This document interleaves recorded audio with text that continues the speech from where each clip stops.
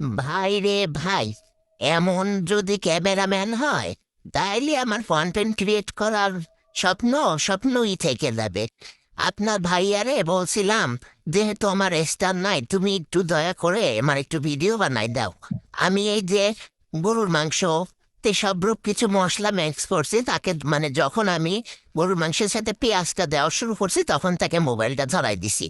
এখন সে কি করছে? সে ক্যামেরা চালু করছে, কিন্তু ক্যামেরার যে মানে ভিডিও করে রেকর্ড বাটনটাই সে ক্লিক করে নাই। তার মানে আমি এতে কি কি উপকরণ দিছি, কি কি করছি, কোনো কিছুই কিন্তু রেকর্ড হয় নাই।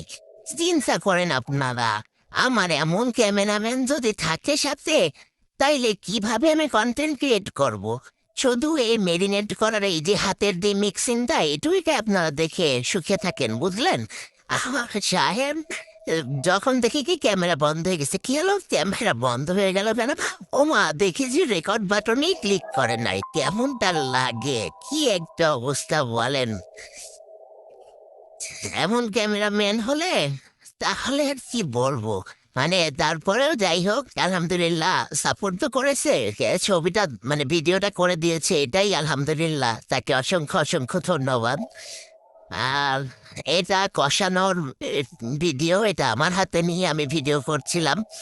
যাই হোক, আজকে যেহেতু ঈদের দিন, কোরবানির ঈদের দিন, কোরবানির মাংস দিয়েই ঈদ করতে হয়। যদি আমরা কোরবানি দেইনি, কিন্তু আমাদের আত্মীয় স্বজনরা যারা দিয়েছে, তাতেই এটা দিয়েই বিকাল থেকে রান্না শুরু করেছি। আর এর আগে তো আমি গতকালকের যা রান্না করেছিলাম, একটু মগজও কিনেছিলাম, গরুর মগজ, তাও রান্না করেছি। ওটা ভিডিও নেক্সটে দিব, আস্তে আস্তে দিব ইনশাল্লাহ।